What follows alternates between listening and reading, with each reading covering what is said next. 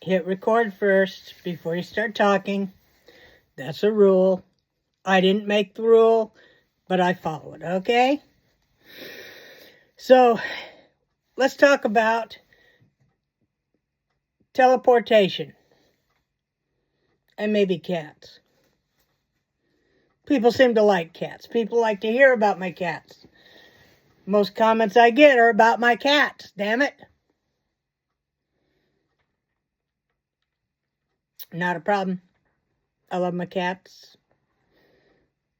Mostly. There's occasions when they drive me nuts. But this is not about cats. This is not a cat video. Jeez, people. Focus, would you? Focus. Stay on track. Teleportation. That would follow under paranormal, I guess. Everything that's not everyday thing would fall under paranormal, from my understanding. Teleportation is the moving of objects or people via technological or mental capabilities, like, moving things with your mind. Uri Geller was big back in the, what was it? Was it the 70s?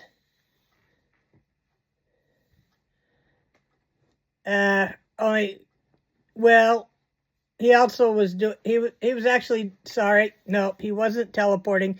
He was doing telekinesis, where he was moving objects, like bending spoons, like things like that. He wasn't poofing something from one room to the next. So, but he got busted by the great James Randi. Anyways, so teleportation, moving objects from one place to another, generally simultaneously, like you're in another place and you're not stoned or drunk. We hope. It's kind of in the news lately because, being Americans, yes, we know all about us. We do. We know. Some of us know. A lot of us know. And I don't want to make this a political discussion. This isn't political. Just because one of the a guy interviewing for one of the top positions in our government claims he teleported to Waffle House. Now, what I find ludicrous about that story isn't the teleportation. I can believe that far more than teleporting to Waffle House. Okay, Waffle House does have fairly decent food. It's the proverbial, greasy spoon, you might say. I don't know how to put it into words that people internationally can understand this place. It's a chain of small restaurants, diners. All are exactly the same. All have the exact same menu, the same layout. You walk into one, you've walked into all of them. It's open, they're usually open 24 hours. They're the site of fights and occasional unaliving of other peoples. We'll put it that way, because this is YouTube. And they are their own kind of community too, because, there have been stories about customers getting up and taking orders, doing dishes, cooking when the restaurant was understaffed. Seriously, people will do that, at least at Waffle House. Although I tend to kind of not so much believe the teleportation aspect of the story, since it comes from a man who claims to have met a celestial being in the desert, and this being told him to lighten his load. Now, for me, I'm not going to say for sane people, I'll just say for me, lighten my load, I would take that as a metaphorical statement. Shed your troubles, shed your bothers, take things easier. Don't, worry and fuss over things. Instead, this man took it that he should dump out all his water in the middle of the desert. And of course, he nearly died of dehydration. And so then he claimed the celestial being was actually Satan trying to kill him. And he went back to the desert to do some made-up homemade ritual to ban Satan from the spot where he dumped his water. Now, my opinion is he was already dehydrated. He wasn't thinking clearly. Whether or not he saw a celestial being, to jump to the conclusion that lightening your burden means dumping out your life-saving water is a good idea. Yeah, no.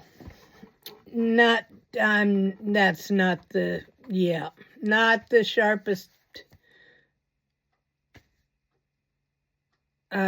mixed metaphor that you can think of. So anyways, back to teleportation. Now, we see it, of course, it's science fiction movies, TV shows. It's a big thing now. I mean, starting with, I don't know the first show it appeared on, okay? I haven't watched tons of old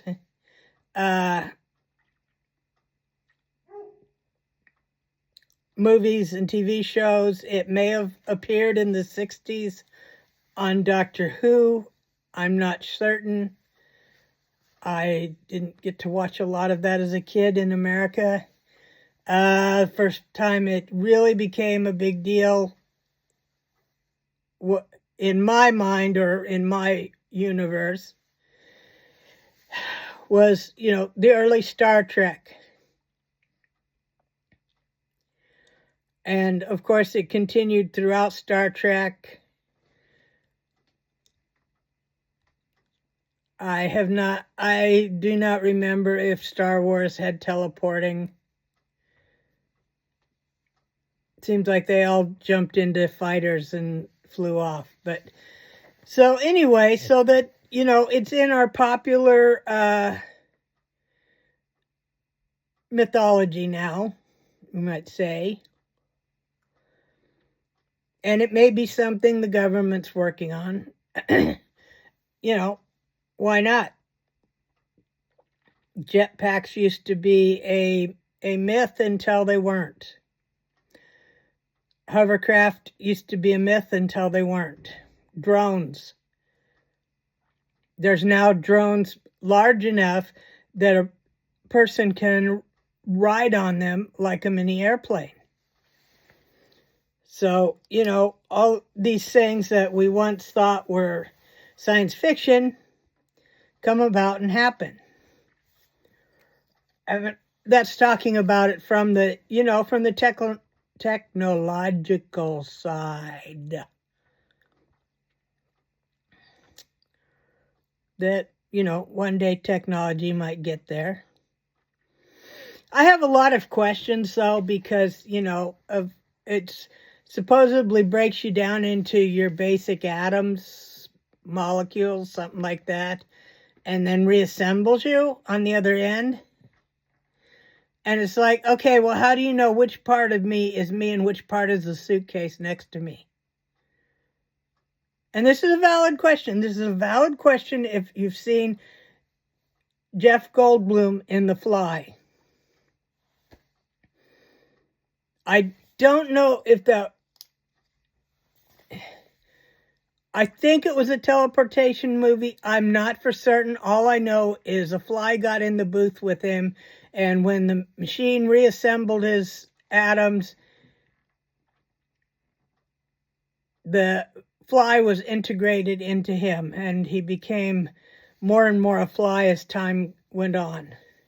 I know that it was a remake of an early movie, although I'm not sure the basis of how the first Fly guy happened. Although it seems like, when the computer's putting the guy together, Jeff Goldblum together, it would say, okay, but we got these extra pieces. We've got he's whole, but we've got extra parts laying over. What do we do? Why didn't they make a mini Jeff Goldblum fly?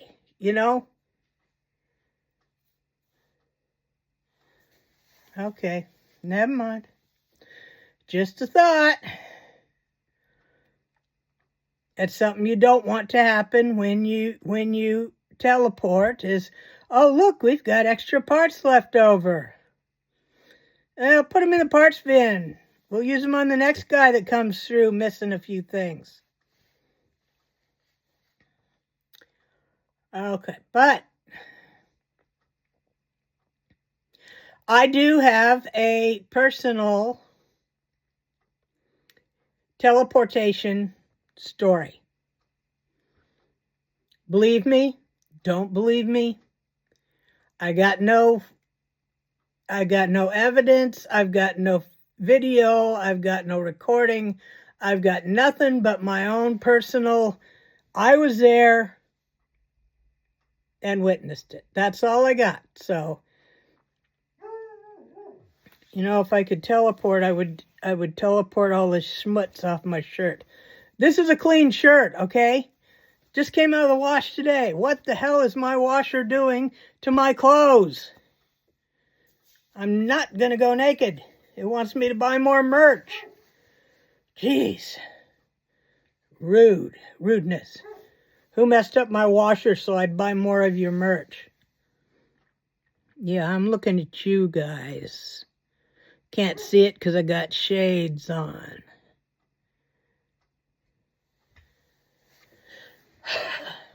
Reading glass shades. My eyes are sensitive to the light. But I digress. As I usually do in my videos, I wander off the point. So, years ago, let's see, Storm 91, 90,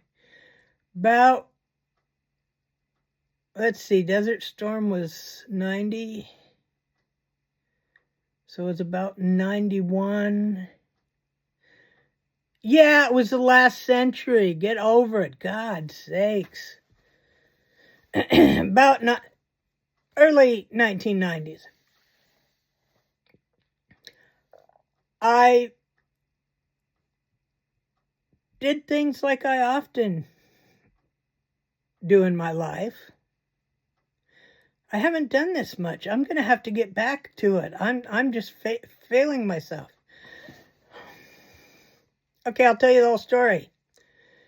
I told my casual partner of the time, one day I just woke up and I said, well, I'm going to move back to Wyoming, which is where I was from. I was living in Pittsburgh. Pittsburgh? No, I wasn't. You liar. I was living in Harrisburg. I'd moved there from Philadelphia, Pennsylvania. One day I just said, I'm moving back to Wyoming and I'm going to get a job in New Mexico. And that was it. I packed up my dog. I packed up my stuff. I hit the road. I went back home to Wyoming. And once a week, I would make a 2-hour round trip, 1 hour there, 1 hour back, trip to the big city that had the New Mexico Albuquerque Journal. It was a bookstore, probably the only one in 100 miles that had the Albuquerque Journal. And I would I'd make this 2-hour drive to go get the newspaper so I could look at the wanted ads. Because this was before cell phones, before the internet, before anything like that. You had to look in newspapers for jobs.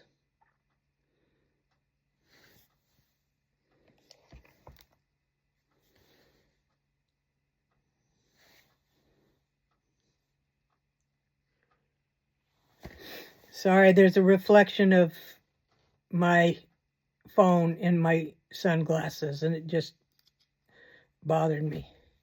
How do you people even listen to this? My God, I can't stay on point for more than 2 minutes. Okay, so anyway, I found a job in New Mexico working with at-risk youth, adjudicated youth, young people on the reservation,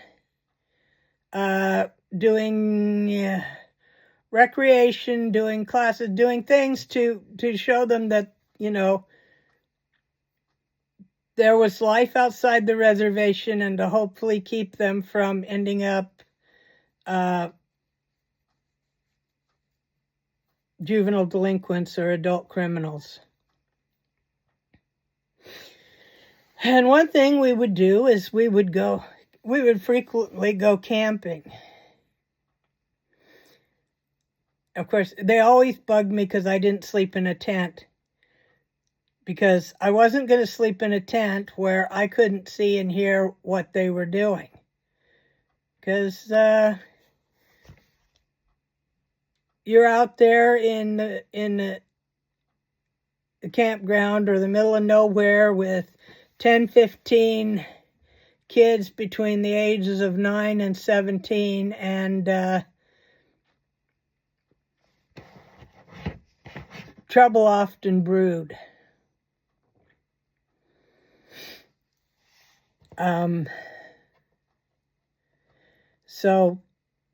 But they were really good kids. They were good kids. I liked them. I did like them. They were very good kids. But anyway, so one night, it was a bright moon night. I could see everything pretty well, and it was also sort of coming up to sunrise, so it was a little lighter out, and I'm laying there. I'm sleeping. I have a sleeping bag under a tree with a tarp under me, quite comfortable, sleeping, and I suddenly wake up, and I'm nose to nose with a skunk. Literally. Right there. Skunk's nose, right there.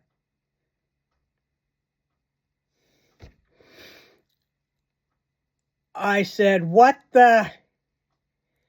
And the next second, I was standing over by the vehicle. The skunk was still staring at my sleeping bag. My sleeping bag was still zipped and laid out under the tree. The only thing that had moved was me.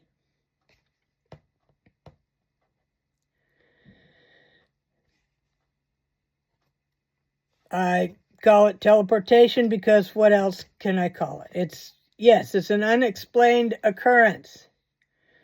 And I stood there by the vehicle and watched the skunk. The skunk was staring at my sleeping bag for a second, like confused, looked up, looked at me, turned, and waddled off.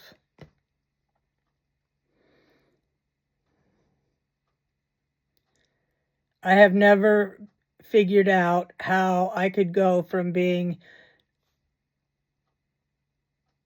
that close to a skunk to being 20 feet away by standing next to a vehicle, and it did not disturb my bed, the skunk, or anything else. I have no memory of flinging the covers off which would have definitely got me sprayed.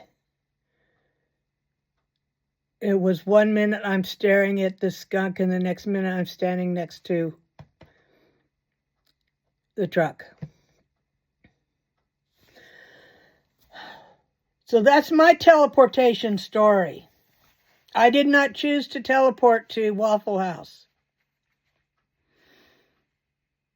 I obviously just went far enough to be out of danger, since I, wasn't afraid of the skunk. I just didn't really want to be that close. And if my lizard brain didn't kick in and fling me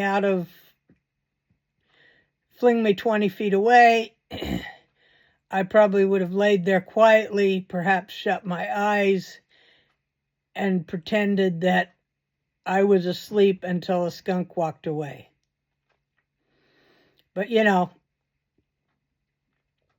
something happens sudden like that, you just don't really get time to think. I did say, "What the?" And I was gone. So take that as you may. Believe it, don't believe it. Don't matter to me. I know what happened. But now you're sitting here, you're like, yeah, but what about the cats? We didn't sign up to hear about skunks. We signed up to hear about cats. Oh, Lord have mercy. So, okay. I have a cat, likes to go to the bathroom with me. Now, when I was a young kid,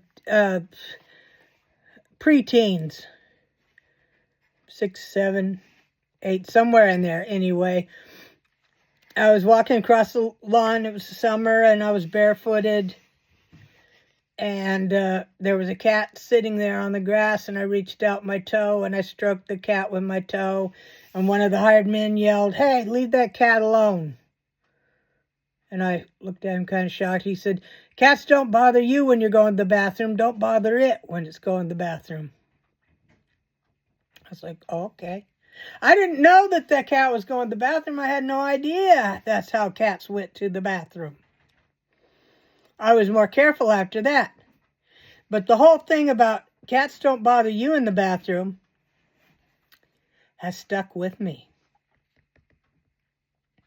And as you know from my stories, the cats don't just sit in the door and watch me.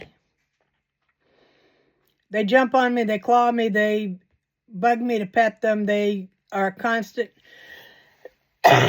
nuisance while I'm using the toilet. So I have this cat, Plushmallow, always races to be in the bathroom with me. From my desk, she watches, she makes sure that she goes with me every time. You can hear her crunching and fighting something in the background there.